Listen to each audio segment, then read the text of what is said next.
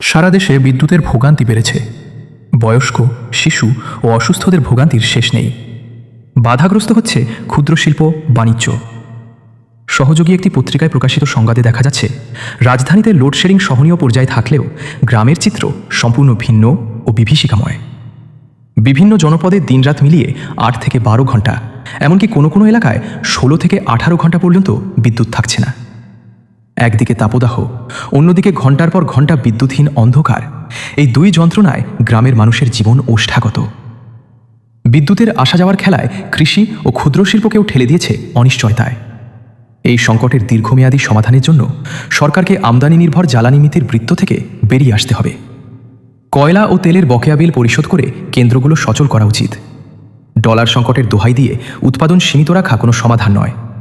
একই সাথে নিজস্ব গ্যাস অনুসন্ধান ও নবায়নযোগ্য জ্বালানির প্রসারে আরও জোর দিতে হবে।